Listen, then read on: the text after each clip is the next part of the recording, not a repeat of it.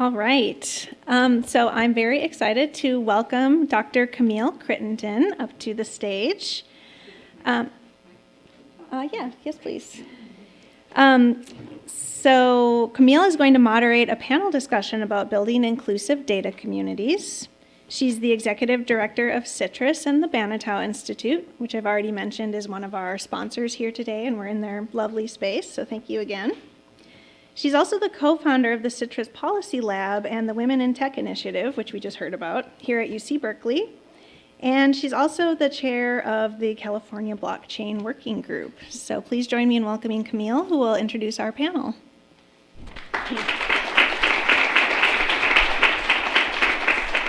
Thank you, Amy. And so I'm going to invite the other panelists, please, to join me up here. Grab a microphone on your way by. We're really excited to be here to offer the live portion of the events today. And thanks again for your patience with the technical difficulties that we had in our auditorium. Please come on up. Do we have more lights crossed off? Here, it looks like our panelists are a little bit in the dark. Yes, let me get. Oh, you got that? Okay. Great.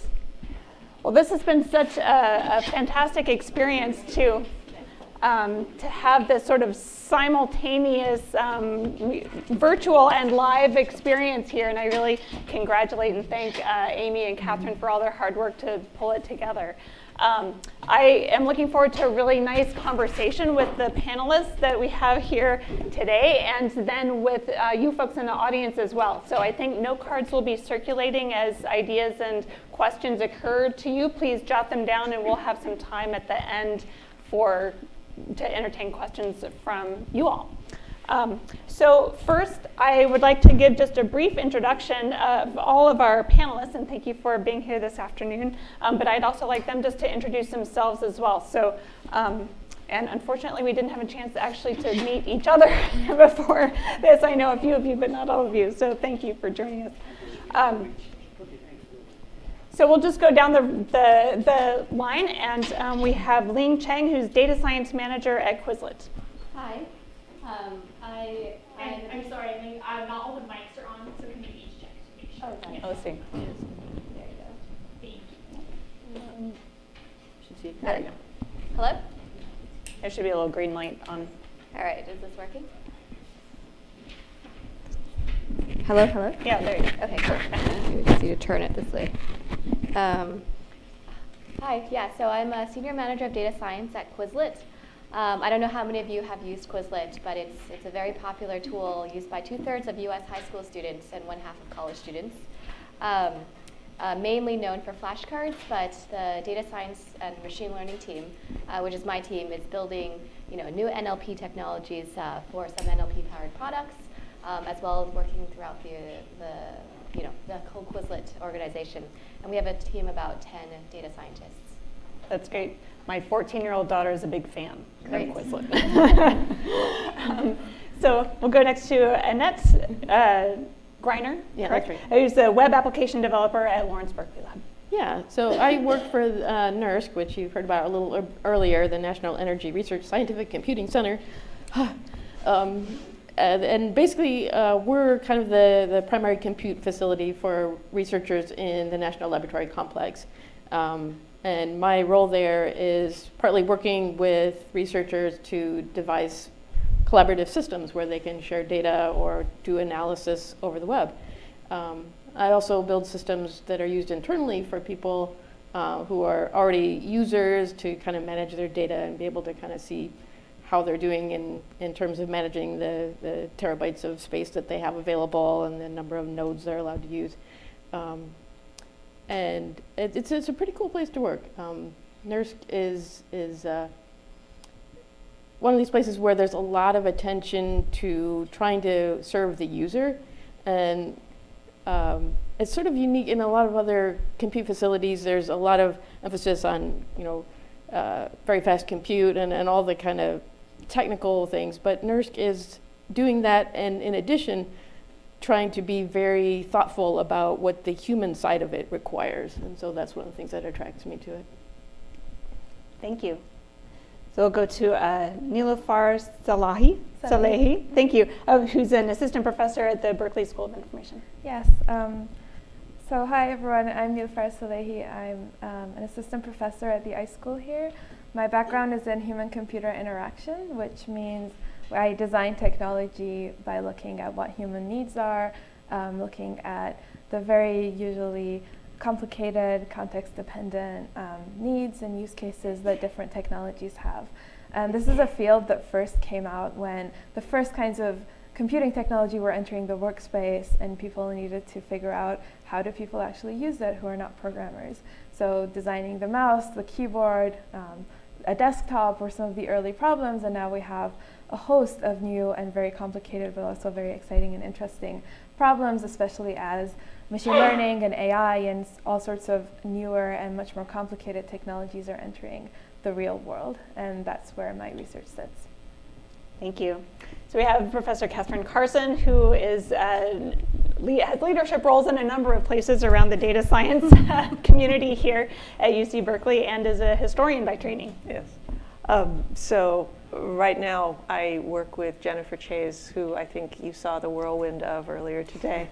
I support her as her associate dean for today's title is probably strategy and planning, doing things like getting together the announcement of the amazing $250 million gift to UC Berkeley that came through over the weekend. Before that, I was lucky enough to be there at the beginning of the undergraduate data science program here at Berkeley, which got launched back, sort of in its very origins back in 2014, when I was lucky enough to bring together a group of faculty to design a curriculum that would be inclusive and integrative from the bottom up. And so between 2014 and up until January of this year, I spent most of my time being the lead faculty member on that, pulling together faculty and students from across the campus and involving them in the design and growth of this transformational undergraduate major and now minor. So I love to work in those spaces where you can see a new field emerging and a chance to shape it from the very beginning in a way that aligns with your values. As Camille mentioned, I am a historian, and that means I'm really interested in looking for those moments of opportunity where inflection points may emerge or creation moments can show up. And I try to figure out where those are, put myself at them, and then draw others in to shape them as well. So Camille mentioned I'm a historian. I should also admit that back in the 1980s, back in the dark days, I was trained in theoretical physics.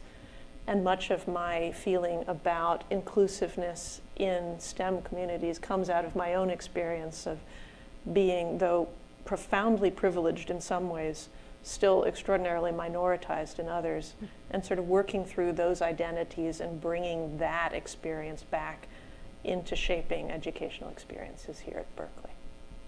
Thank you, Cathryn. So I'm pleased that Claudia von Vacano is also on our panel, and she leads the D-Lab. Thanks, Camille. Yes, I'm really excited to be here today. And there's a few things I just kind of wanted to emphasize. I've had about a 20-year career in management of higher education that extends from K-12 through higher education, starting in Oakland Unified School District and then moving into the UC Office of the President.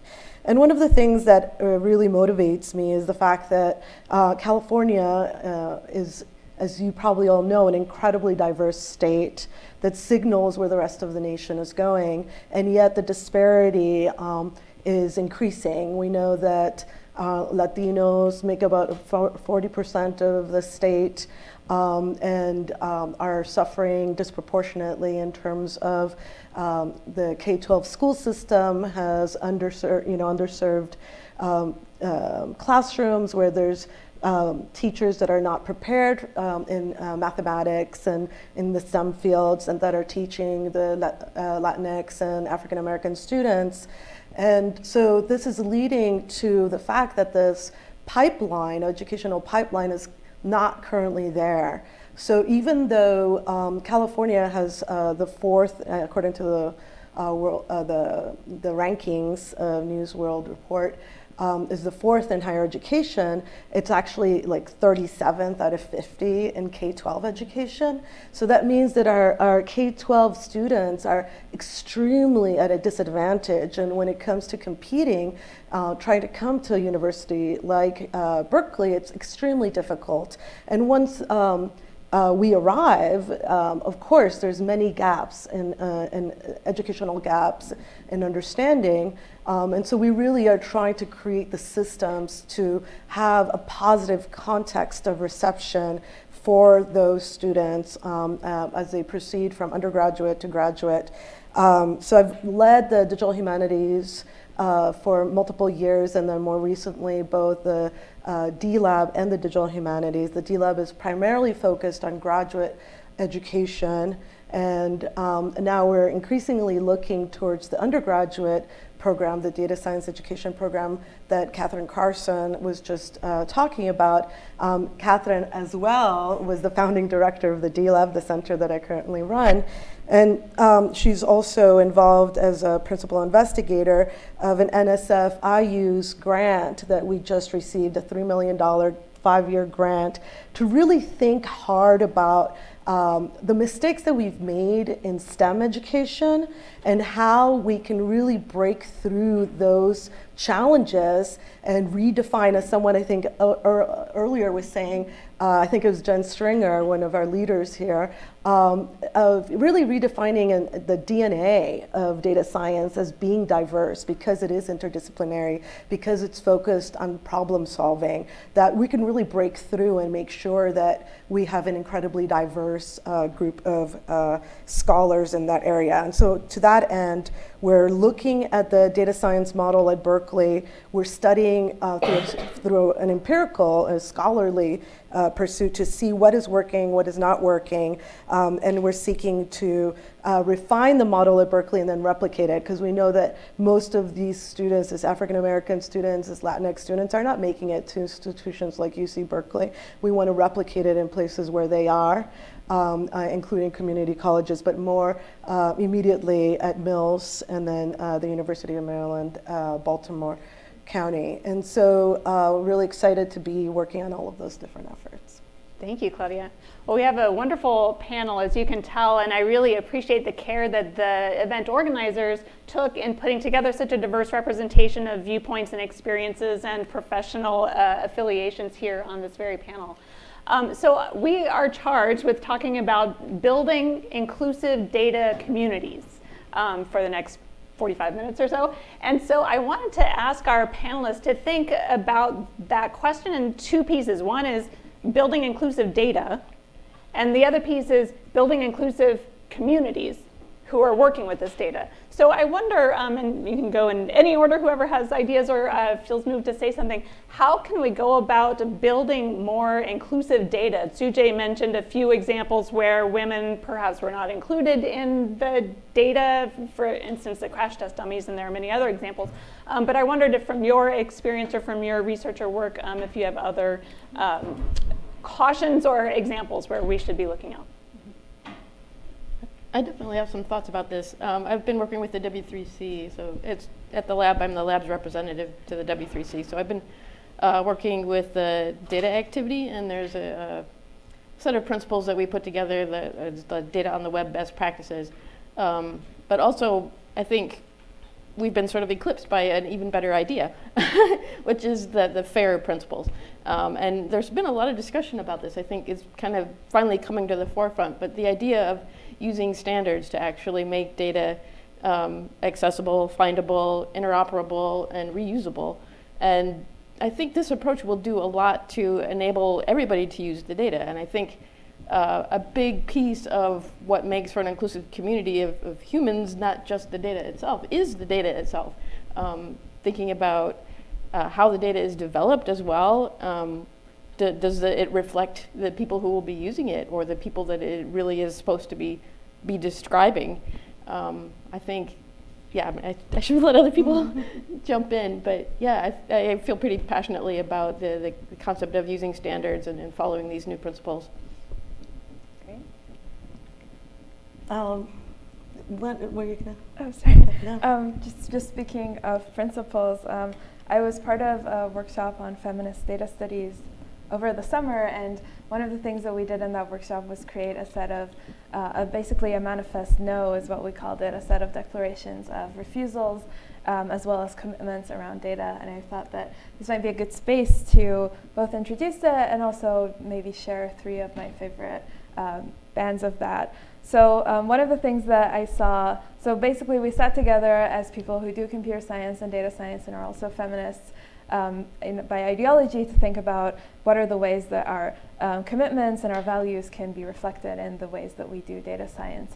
And we wrote these principles. One thing that I found just last week on Twitter by chance was that someone who runs a marine biology lab has sat together with their lab, and they'd gone through the Manifest No and thought about each of the principles in relation to their own data practices.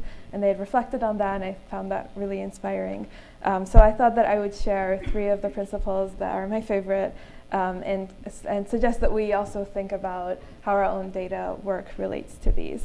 So just as a quick intro, within this Manifest No, our refusals and commitments demand that data should be acknowledged at once as interpreted and in need of interpretation. So we can think about data as a check-in, a story, an experience, or a set of experiences, and a resource to begin and continue a dialogue. And we should always resist reduction when we think about data. So if we think about data as a thing, a process, and a relationship that we make and we put to use, then we can also think about how we can make it and put it to use differently. And that's what the Manifest No is trying to push us to do. So I'm going to share 3 of my favorite parts of that, which are in the structure of a refusal together with a commitment. So the first one is we refuse to accept that data and the systems that generate, collect, process, and store it are too complex or too technical to be understood by the people whose lives are implicated by them. And instead, we commit to seek to make systems and data intelligible, tangible, and controllable. That's something that my own research is pushing a lot on, and we can think more about. Second is that we refuse to work about minoritized people, and instead we commit to mobilize data so that we are working with and for minoritized people in ways that are consensual, reciprocal, and that understand data as always co-constituted. And this reminds me of your question about both thinking about data practices as well as data communities. And finally, we refuse to use data about people in perpetuity, and we commit to embracing agency and working with intentionality, preparing bodies or corpuses of data to be laid to rest when they are not being used in service of the people about whom they were created. And this was in particular something that I've been thinking a lot about. When should we stop using data or put data to rest? So I just thought that I would raise these and maybe give some space for people to think about how their own data practices relate to these. The whole set of principles is also on manifestno.com if you want to go look at it. I love that framework of Manifest No. I definitely have to check that out. Other thoughts about inclusive data? I just wanted to add that the D-Lab houses the UC data. So we have the census data, the SRDC, and the other projects that we work on. And I think that one of the most important things, I really want to echo a lot of what you just said, is the ability to have access to someone like our data services lead, Patty Frontiera, Dr. Frontiera, can help people interpret data, link data, contextualize the data. And I think the other thing I wanted to just say briefly is echo a worry that was expressed earlier, which is fear of for example, immigrant communities right now are really scared to be counted. And so data many times is connected to resources, we know. And so I think that we really need to continually be mining and thinking about how is data being collected, what kinds of structures are we creating so that we can continue to collect data in a high quality way that's representative of truly is representative of the populations that are that we want to serve. Thank you. One more thing I'll add is I think coming from the corporate world, so there's like some different kinds of problems here. I think that data communities is very linked to inclusive data, because without women leaders or without women in the data communities, there's just less like mindfulness and awareness. And I think mindfulness is a big one, and like having endorsement from leadership. But then what I've noticed is even the most well-meaning people may just forget about the inclusiveness. Like I came across an interview problem where they're saying, oh, imagine you're running a hardware shop that sells construction material. I was like, oh, it's like a lot of women may not even know these terms, there's interview problems like, imagine this is a baseball game, and there's a lot of just from the most well-meaning people who completely advocate for inclusiveness, but just forget. And so I think having inclusive data communities, and we can talk more about that later, helps create that cycle too. Yeah. I was just thinking with some of the previous comments, there has been a motion toward open data and having more and more data sets be made publicly available. So the state of California has wonderful repositories. Actually, the federal government, at least a while ago, had nice repositories of open data. But that doesn't necessarily mean that people in general know what to do with it or how to manipulate it or use it to base decisions on. So I think that's a lot of the work that we are doing also here at the university and then with communities. So sort of pivoting to creating inclusive communities. I'd love to hear your thoughts about how we can both bring people in to be able to increase the level of data literacy, and then also to create a context of belonging, so that we saw the attrition rates that Sujay pointed out in her slides previously, where women frequently will leave STEM fields. So what else can we do to both attract people into the field, but then also to make it a really inclusive community? Well, I might begin by saying there is such a natural connection between the two sides of the questions that you've posed around inclusive data and inclusive communities, because underneath is an underlying respect for personhood. Mm-hmm. And that's one of the things that shows up in the kinds of principles that Niloufar and her colleagues have put into the manifesto, but also is so foundational in recognizing people for who they are and what they want to do when they come to data practices. Mm-hmm. They're not just objects, they are, and I don't want to use data subjects in a technical sense, but they are active, engaged, and we hope empowered agents in this space. And so thinking with students, thinking with proto-practitioners, and thinking with people from whom we collect data in a bi-directional way, that we're not here just to tell them or to extract from them, but to engage them on their terms, seems to be the underlying principle across all of these. Yeah, I agree. It's funny, your word extract made me think about this problematic metaphor of data is the new oil. So what does that mean? Yes, it has value, but if data is all of us, what does that mean about that relationship between, who has the power to extract something versus what is done with it?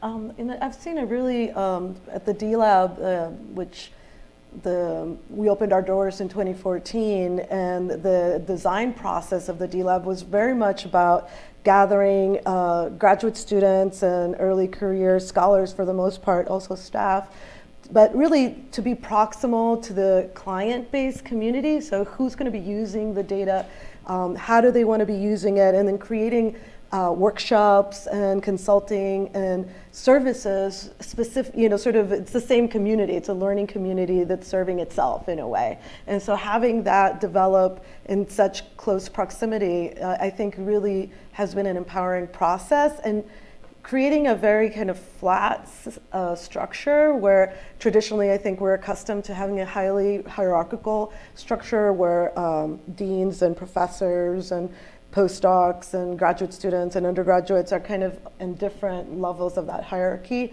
But if you flatten that out, then different people come with different skills and knowledge, whether it's more advanced knowledge of programming languages, more advanced knowledge of different data sources, but also really valuing domain area knowledge in a wide variety of different disciplines. From humanities to social sciences, from ethnographic all the way to the sciences, to really try to incorporate and sort of talk across those different disciplines. We've really seen that the D-Lab that we've been able to create an environment where what we call is it's okay not to know. So there's no question that's a dumb question, that you're welcome to ask any question, to engage in discussion, and you're an equal member of that community. And there's many people here in the audience also that are part of that community, that are really at the core of that community, who teach and who consult and who learn and then teach more and consult. And so it's a continual sort of growth process. It's more of a movement rather than just like a stable organization. It's really fun and exciting to be part of. Yeah, that's great. It sounds like it's very grassroots in a way, at least a lot of peer-to-peer learning and such. So those are good examples. And I know as you're building out the data science curriculum and the data science commons and all of that, you'll be really thinking strategically about how to make sure that everyone on campus has access to some of these tools and classes and such.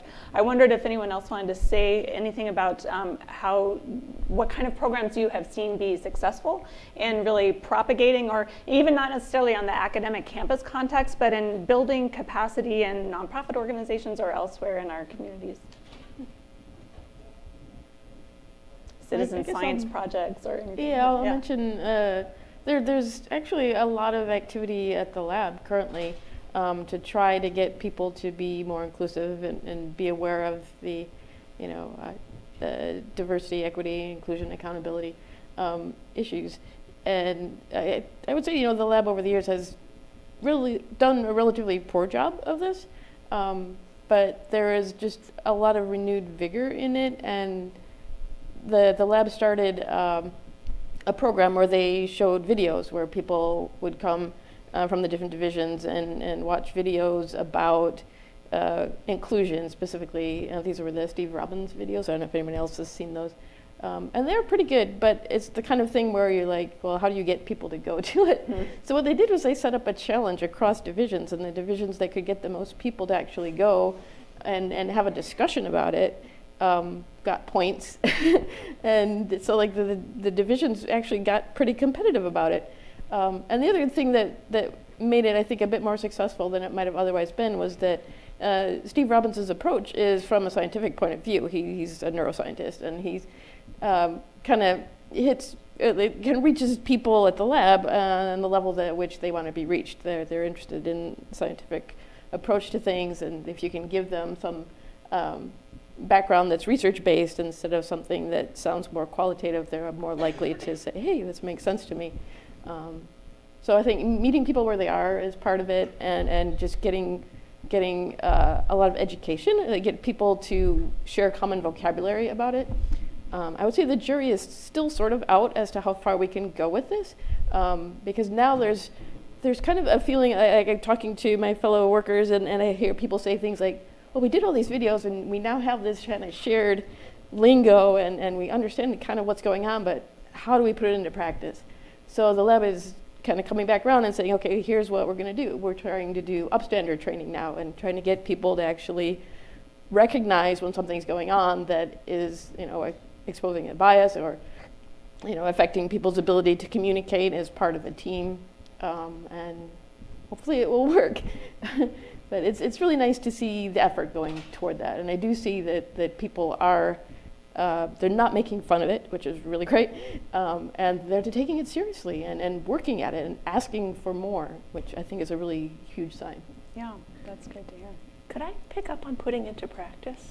Because that's something that even at the undergraduate level, when we think about how to articulate and work through questions around difference and power, we find it's a challenge to even have students feel comfortable talking about every conversation about data that's collected about human beings in this country is a conversation about power and race. And how do you get to the point where that's an acceptable conversation to have in a data science classroom? That when you're talking about collecting data from license plate readers, you actually go to the heart of the matter and you don't just allude to the fact that systems of policing in this country are racist. You actually come out and say that and validate the experience of the students who have been exposed to that, and open it up to the students for whom this is not something they ever were taught to engage with, and yet as data scientists they'll need to. And putting it into practice is not necessarily comfortable or easy, but coming from the field of history where we've learned to talk about settler colonialism and about structural racism, and bringing that to a STEM field in the moment of emergence and saying this is actually on us to figure out how to put it into practice. There are no guidelines from previous STEM fields about how to do this, but it is our challenge today. And so it's not comfortable, it's not easy for me as a white woman to know exactly how to carry myself, and yet I must do it. So I think that's part of the sort of invitation in WiDS to recognize that gender is easier for us to talk about now, but the other axes of difference are no less important as we start shaping the future of data science. Yeah, for sure. And I'd like to come back to the intersectionality question, which is a really good one. But Cathryn, I'm curious, I mean, you are very sensitive to these questions, and especially given your historical training and background. And I'm just curious, in the ranks of lecturers and faculty members who will be needed to deliver this data science curriculum, how is that being cultivated or discussed among your colleagues? It's a really interesting question that we're tackling in part with help from D-Lab and bringing into the training of the undergraduate GSIs, the undergraduate student instructors, knowing that by the time they get to be juniors or seniors and have the opportunity to be teaching each other, they will also, if they're data science majors, have gone through a training program that includes taking a human context and ethics of data class, and then getting instruction about how to incorporate that into pedagogy for other students. We're realizing that this is actually key to building the student instructor community that Berkeley needs in order to fulfill its expectations of itself, and having the expertise of D-Lab, which has been pioneering this now for 7 years? Knowing that, we've worked at how to do it at the graduate level, now we bring it to the undergraduates and can do that. That's really great to hear. Claudia? Yeah, I think it's that two-sided piece, right? If you look at yourself and think about the ways that you are marginalized, coming from marginalized communities, whether being a woman or being Latinx or an immigrant or second language, and trying to come to terms with your own issues of stereotype threat and imposter syndrome, and writing through that, really working through that and using programs that are in existence that really support like new faculty programs and development, et cetera. But then also turning that around and looking at how are you yourself perpetuating bias, as has been spoken about today, how you yourself, when you meet someone, you kind of put them in a category or think of them in these kind of limited ways. And so that's the kind of work that with the data science education program, the D-Lab has been spearheading now through the Data Scholars, which is a 3-part program that looks at the core issues of just academic and self-esteem, and then also the course taking patterns and the career patterns, the pathways for careers, and then finally the research orientation, what you need to do in terms of connections to industry or to nonprofits or to the public sector in order to really motivate and inspire.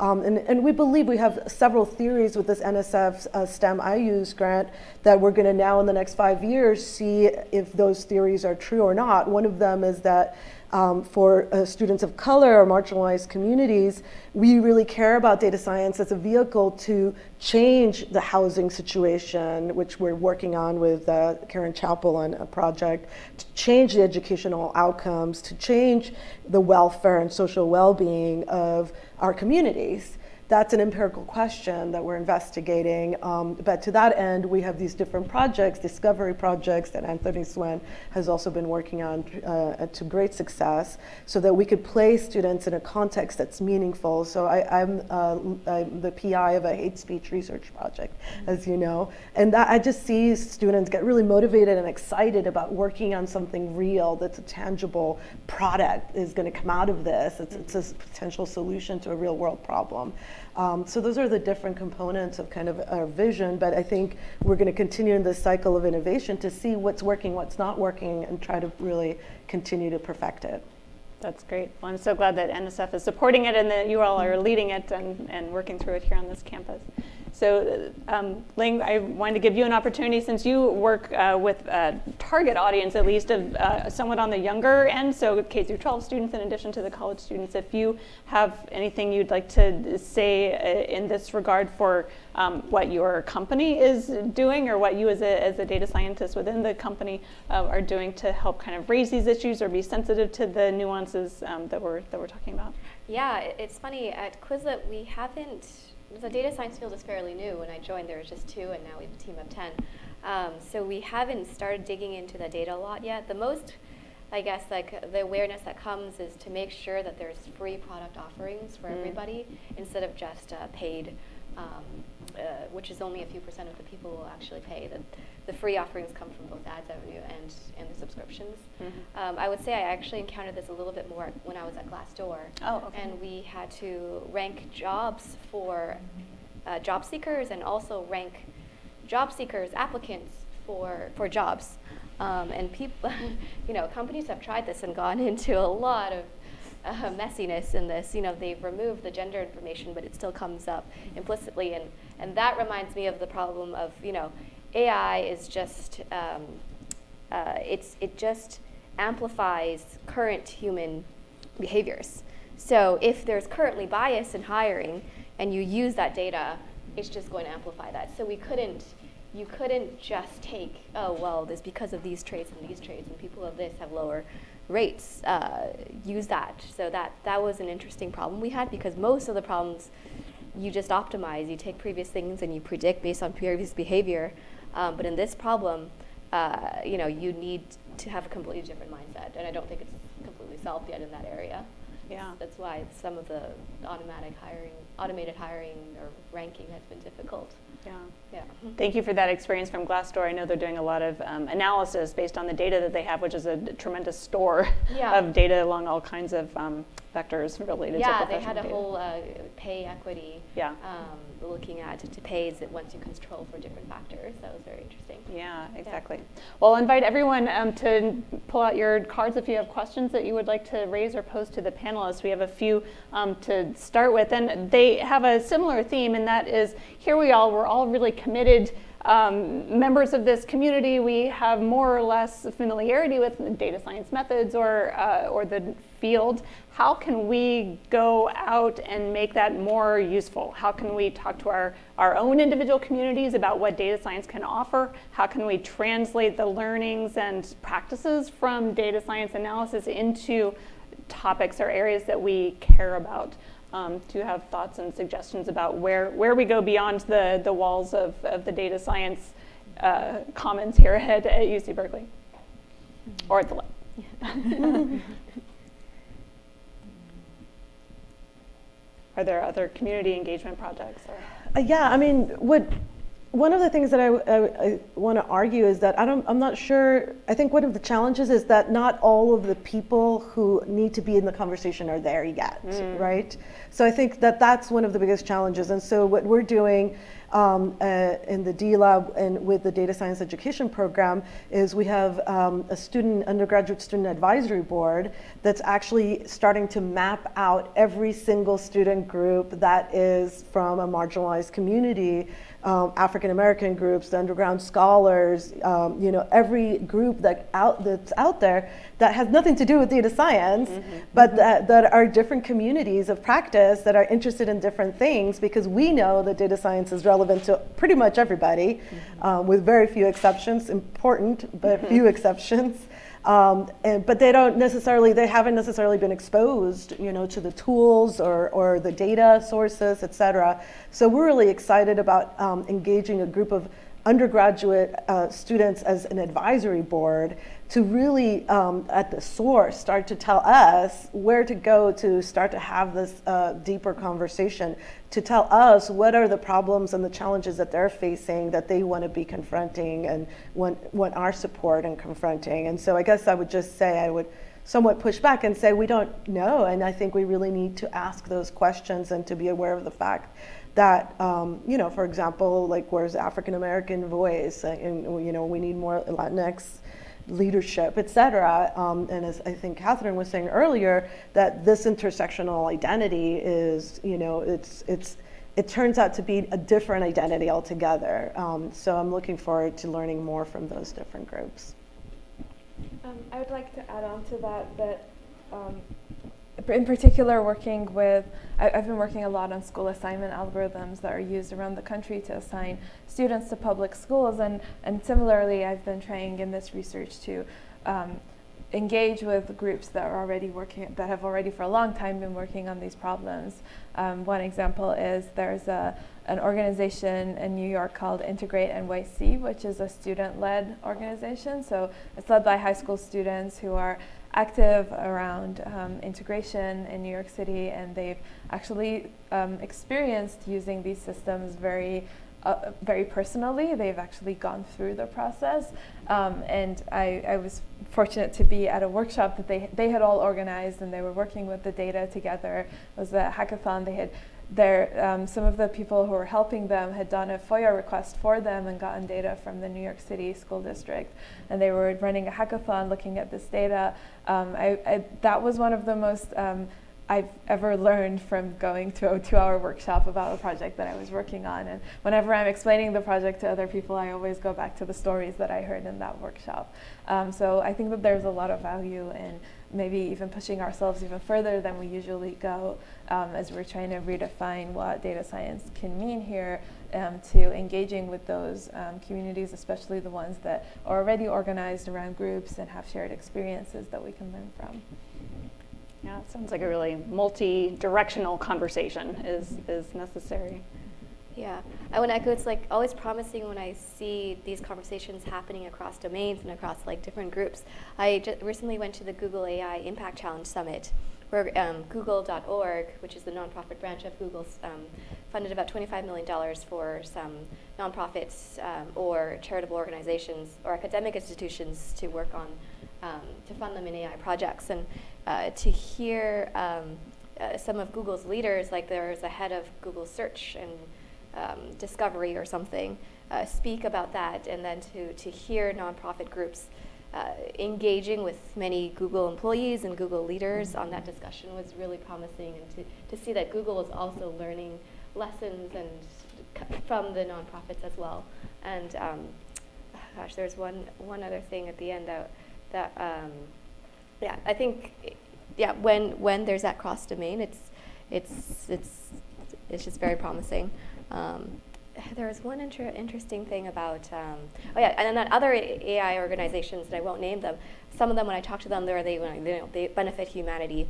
They're just like, well, it's too early to bring in the people who are engaged in societal problems. Like, when is, how is it too early? When is there's like when there are questions like, when is early enough? Like, it's too early to even think about that. We just need to develop the technology first. So I like the other direction of engaging that first.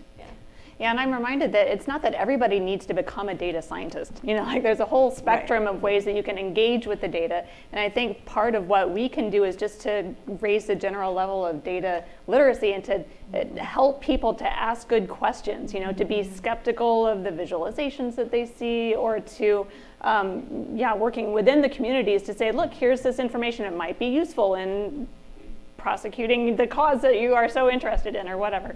But it's not that everybody has to learn how to code.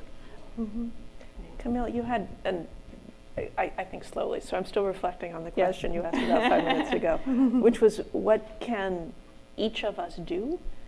And I know there will be an instinct to say, well, we should each go out and do something with other individuals. But many of these problems are structural. And so there's such a value in getting access to the tools of social science analysis that help you identify the structures that you're operating in. And so if one of the things that you can do when you sit in an educational situation is take courses, then I would say, please take a course in sociology, take a course in ethnic studies, understand what feminist theory actually brings to structure your thinking, and take advantage of that opportunity here. It is so valuable as part of a STEM education to be able to read social structure in your data as well as in your workplace. Yeah, definitely. So that interrogating the data goes from both sides, right? You need to have the data scientists be well enough versed in kind of the social science questions that they should be asking as well. Other questions? Do we have any other note cards, or anyone want to raise something for our valuable panelists here? Or if you have questions for each other, I want to open it up for you as well. Actually, I had a thought that I would just put out that relates to the last question. I think the ways that we can help other disciplines are also well enhanced by our enhancing our own ability as a community.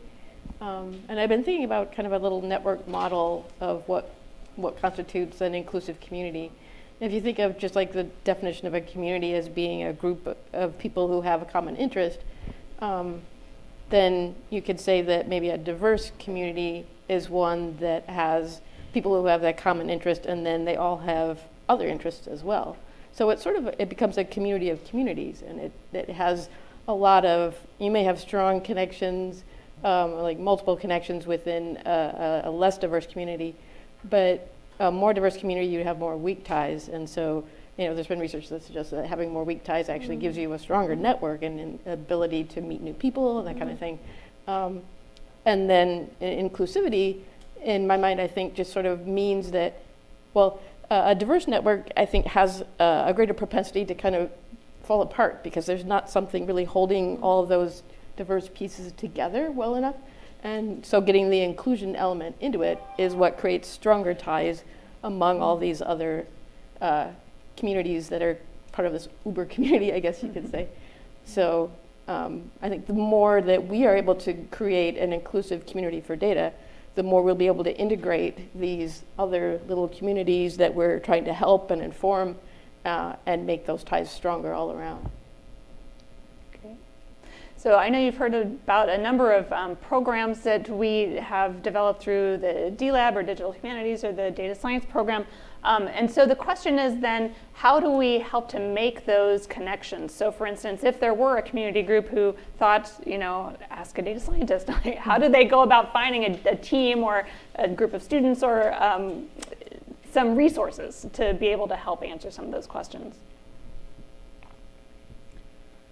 I'm looking at Cathryn. I know. I mean, now I was waiting to say you'd do that, but I mean, now is the easiest. I mean, I think Janet, who's shaking her head, could speak to this as well, and she probably should. But now it's like an incredible, wonderful time to do so because, again, Anthony Swint is this incredible resource at the Data Science Education Program that you can put a description of your research question and the area that you're interested in. So there's always this URAP structure, right? The Undergraduate Research Apprenticeship Program. But now, under the Data Science Education Program, you don't have to be faculty. You could be a graduate student with a research topic and a well-formulated, data set, et cetera, and you submit that. And then if undergraduate students are interested in working on that topic, Janet has 10 students working on a geospatial project, georeferencing and using advanced, GIS skills to think about, really interesting topics having to do with landscape and design. I don't know exactly what it is, obviously, but and so it's a really great opportunity to get that research mentorship from an advanced graduate student. So I would say go to the data.berkeley.edu and go to the Discovery program and know that the D-Lab is also there to support with the graduate student infrastructure. So it's a really nice structure. That's great. So I think maybe a good kind of closing question would be, what is your ideal view of the future for data science, data inclusive communities? I mean, here we are building all these programs and structures and such. What is your ideal end goal? I'd love to hear about your ideal future. I'll give you a moment to think about it. Oh, we could simply start with demographic representation. I want to see us build data science programs here at the university that match the population of the state of California. And there's a long way to go, and it's an aspirational goal, and every day we should be thinking about how to do that more effectively and more quickly. Hear, hear. Yeah, earlier when Associate Provost Jennifer Chase was speaking, I asked a question about, and this is very, politicized, but this notion of having funds follow the students and where students are being served. And on one hand, that sounds like a really rational and good way to allow students to vote with their feet where the resources go, what programs grow. And Zach Pardo's sort of did this with the School of Education. In some ways, there was a restructure, and a lot of it was data-driven. And so I'm not opposed to it completely, but I think that when setting educational policy, you really need more than a blunt instrument. You really need a very nuanced, instrument that will capture the full complexity of the problem. And so as my digital humanities hat goes on, I get really concerned about the humanities. I get concerned about the programs that focus on languages and the programs that focus on rhetoric and philosophy. And so I am hopeful that Jennifer Chase's vision that she articulated beautifully will come to fruition, which is a future where actually those are the places where there is opportunity, because those are the places of innovation, and those are the places of imagination where we haven't tapped the possibilities yet. So I'm really excited to work hard to make that vision come to fruition. Thank you. Yeah, actually, that's similar. I think if you're talking along the same lines, similar to me on the industry side, it's for everybody to have amount of data literacy, because I think the best projects come from cross-functional collaboration. And if you're working with the more your cross-functional partner has a minimum in data literacy and can speak your language and can understand that the more awareness and mindfulness we can have, the better products we can build for everyone. Thank you. Yeah, but both data and sort of inclusiveness, mindfulness and awareness. I guess I'm sort of feeling like that's overly simple, but having a strong inclusive community means never having to say that you had to base a decision on whether to engage on who you are, and so that I hope that we end up with a world that's true. Niloufar? I would just like to build off of everything that everyone has said so far and reiterate the sort of dream of spaces where we feel comfortable and we are used to becoming sort of asking hard questions that might make us uncomfortable on the spot, but are the kinds of things that we need to be thinking about and talking about. And I really hope for the university, especially as a public university, to be the spaces where all people are welcome and where those conversations can be had and that we can learn from each other. Thank you. Those are all wonderful visions, and from the Women in Tech initiative at UC, we share all of those aspirations for creating a professional and personal context where everyone can feel welcome and successful and have access to the tools and resources that they need to make good decisions. So thank you all for joining us this afternoon, and I'll turn it back over to our conference organizers for the final word. Thank you.